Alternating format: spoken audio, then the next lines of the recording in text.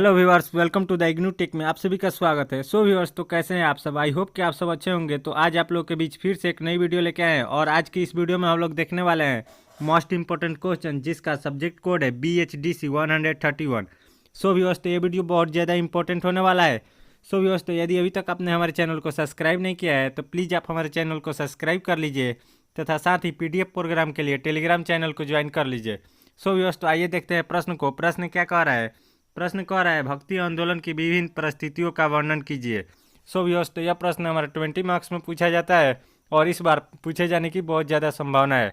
Viewers, तो इसको हम उत्तर में कैसे लिखेंगे आइए देखते हैं। उत्तर का हेडिंग डाल के लिखेंगे भक्ति आंदोलन की विभिन्न परिस्थितियाँ थी जिसकी व्याख्या हम निम्नलिखित संदर्भ में कर सकते हैं। फिर आगे लिखेंगे नंबर 1 पॉइंट में राजनीतिक परिस्थितियाँ। इसमें हमें इस प्रकार से लिखना है भक्ति आंदोलन मुख्य रूप से एक तरह से सामाजिक आंदोलन था। इसीलिए इस काल के जितने भी कवि थे उन सभी कवियों ने अपनी रचनाओं के माध्यम से सामाजिक रूढ़ियों का खंडन किया और अपनी रचनाओं के माध्यम से नए आदर्शों की स्थापना की। और राजनीतिक रूप से इस समय भारत पर मुस्लिमों का शासन हो चुका था। भक्ति काल के जितने भी कवि थे उन सभी कवियों ने अपनी रचनाओं के माध्यम से मुस्लिम और हिंदुओं के बीच एकता का सूत्र बांधने का प्रयास किया।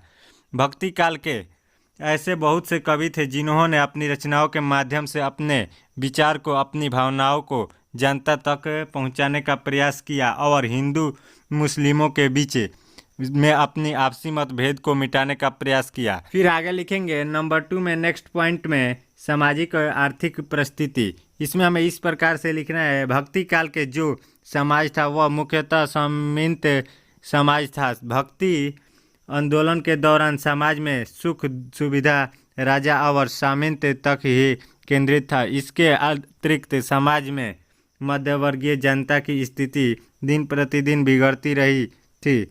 आम जनता की स्थिति काफ़ी दयनीय हो चुकी थी।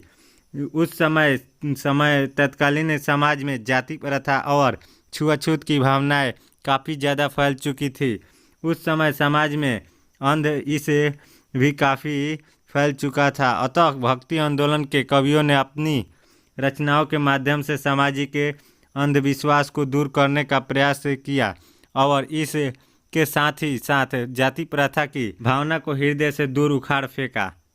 फिर नेक्स्ट और आखिरी पॉइंट में लिखेंगे नंबर 3 में धार्मिक स्थिति। इसमें हमें इस प्रकार से लिखना है धार्मिक दृष्टि से भक्ति काल परिवर्तन का काल माना जाता था। उस समय समाज में वैदिक देवताओं जैसे इंद्र, वरुण, रुद्र आदि की जगह अब विष्णु की भी पूजा अर्चना होना शुरू हो गई थी।